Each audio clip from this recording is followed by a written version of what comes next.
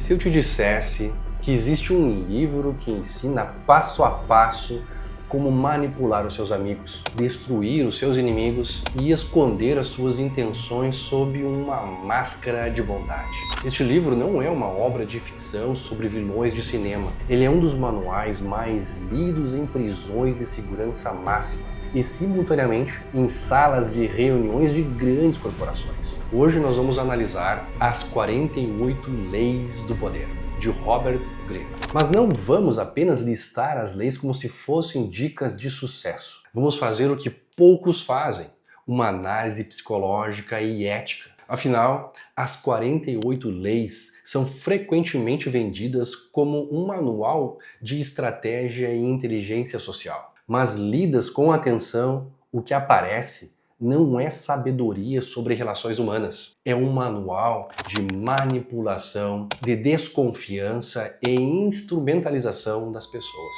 Será que esse livro é uma ferramenta de sobrevivência ou um guia para a sociopatia funcional? Robert Greene não é um político, um diplomata ou um general. Ele é um estrategista e escritor que compilou 3.000 anos de história em 48 preceitos. Ele se baseia em figuras como Maquiavel, Sun Tzu e até charlatões históricos para provar um ponto: o jogo do poder é inevitável. Segundo o autor, se você não está jogando, você está sendo jogado. No entanto, há uma falha aqui. Historiadores e analistas questionam a forma como os eventos são selecionados pelo autor. Ele interpreta a história para confirmar suas leis, muitas vezes simplificando ou distorcendo contextos complexos para que se encaixem na sua narrativa. Ele nos apresenta o passado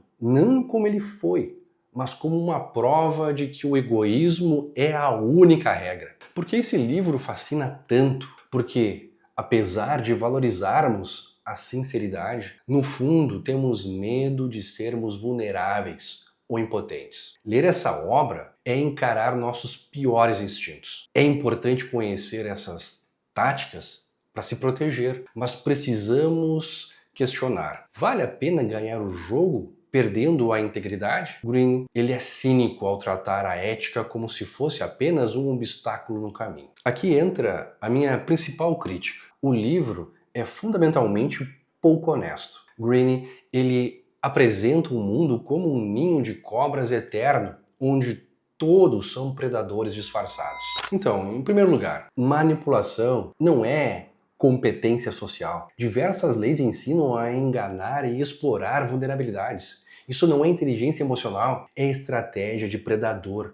Inteligência emocional real depende de empatia, algo que o autor aqui no livro ele ignora completamente em prol de resultados imediatos. Em segundo lugar, a paranoia estrutural. Psicologicamente, o livro promove o que chamamos de paranoia estrutural, ao afirmar que a total honestidade acaba inevitavelmente por magoar. Greene, ele invalida a possibilidade de conexões humanas autênticas. Ele constrói uma visão distorcida da realidade social, sugerindo que o mundo é um campo de batalha onde todos estão manipulando todos. Essa narrativa ela gera relações superficiais e ambientes de profunda desconfiança. Liderança e influências sustentáveis, como mostram as pesquisas modernas, dependem de confiança e cooperação. O autor ele ignora décadas de estudos sobre capital social e oxitocina.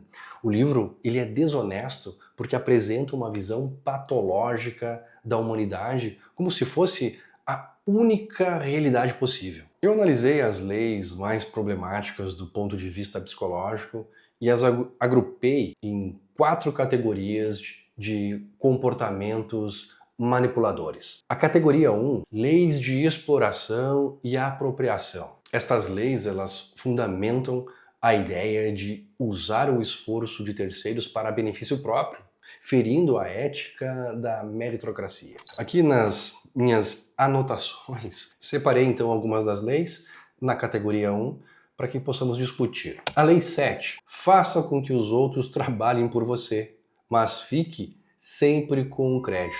O que essa lei então quer dizer? Use o conhecimento alheio para economizar tempo. Seus ajudantes serão esquecidos e você será o gênio. Bom, qual é a crítica aqui? Essa lei é a definição de parasitismo profissional. Eticamente, ela aniquila a confiança. Psicologicamente, destrói o moral de qualquer equipe e cria um rastro de ressentimento que isola o líder a longo prazo. A Lei 44. Desarme e enfureça com o efeito espelho. O que quer dizer isso aqui então? Espelhe as ações dos outros para que eles não entendam suas estratégias, enquanto você explora as reações deles. O que essa lei quer dizer é uma manipulação reativa que visa a desestabilização emocional, substitui a comunicação assertiva por um jogo de sombras que impede qualquer resolução genuína de conflitos. A categoria 2 são leis de dissimulação e engano. Aqui reside o núcleo da desonestidade. A ideia de que a verdade é uma fraqueza. A lei 3. Esconda as suas intenções.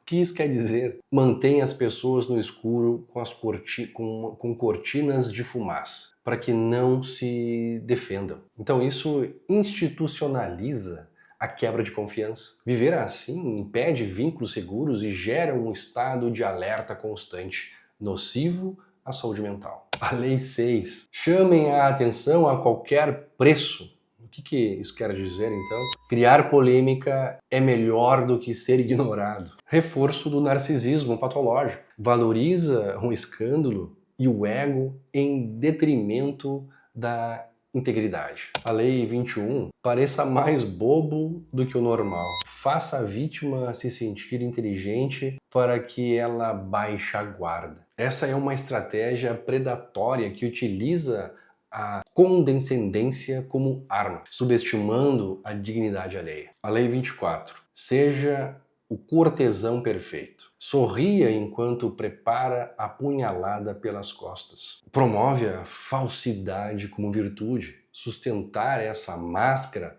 leva à fragmentação da identidade e ao burnout emocional. Agora a categoria 3. Leis de transferência de culpa. A lei 26. Mantenha as mãos limpas. O que quer dizer isso, né? Use terceiros para esconder os seus erros ou atos desagradáveis. Sacrifique alguém para salvar a sua reputação. Representa a fuga total da autorresponsabilidade. É a marca de um caráter covarde que impede o indivíduo de aprender com os próprios erros, estagnando o seu desenvolvimento real. E a categoria 4. Leis de controle e destruição. Viés autoritário. A lei 11. Aprenda a manter as pessoas dependentes de você. O que isso quer dizer? Crie laços de necessidade como uma era que enreda um muro. Isso significa o fomento à codependência. Na clínica vemos isso como a base de relacionamentos abusivos e dinâmicas organizacionais tóxicas. A lei 15. Aniquile totalmente o seu inimigo. O que diz? Destruição total para evitar a vingança. Reflete um pensamento binário e extremista. Tudo ou nada. Alimenta ciclos intermináveis de violência e retaliação social. A lei 27. Crie uma seita em torno de você. O que isso quer dizer? Explore a necessidade humana de acreditar em algo para obter dinheiro e poder. Estelionato emocional. Utiliza a fé e o desejo de pertencimento como uma ferramenta de exploração da vulnerabilidade humana. Para sermos justos na análise, o livro tem os seus méritos, mas eles vêm com ressalvas. Os pontos fortes. O primeiro, realismo cru. Ele tira o véu da ingenuidade, é um excelente manual de defesa. Se você é uma pessoa muito complacente, o livro ajuda a identificar quando você está sendo vítima de um manipulador. O segundo é o controle emocional. A ênfase em não reagir no calor do momento e pensar de uma forma estratégica é uma lição valiosa para a resiliência. Os pontos fracos e perigosos. Primeiro, erosão da saúde mental. Viver de acordo com essas leis exige hipervigilância constante. O cérebro em estado de alerta permanente gera cortisol alto, ansiedade e esgotamento. Outro ponto, o efeito em jovens. É preocupante como leitores vulneráveis usam o livro para legitimar comportamentos antiéticos, achando que estão sendo espertos quando estão apenas sendo cruéis. Outro ponto, o isolamento. Ao tratar todos como adversários, o praticante ele acaba em isolamento profundo. O autor admite que o isolamento é perigoso, mas o seu sistema inevitavelmente conduz a ele. Você ganha o mundo, mas perde a capacidade de ter um amigo real. No fundo, o problema central de As 48 Leis do Poder não é falar sobre poder. O poder é um tema legítimo. O problema é a premissa implícita, que as relações humanas são apenas jogos e que as pessoas são apenas meios para um fim. Isso não é realismo, é cinismo romantizado. O livro ensina como ganhar poder perdendo algo muito mais importante: credibilidade e vínculos reais. No curto prazo, a manipulação funciona. No longo prazo, ela corrói o capital que sustenta qualquer influência duradoura. Se existe um poder que realmente constrói trajetórias sólidas, ele vem da integridade e da competência.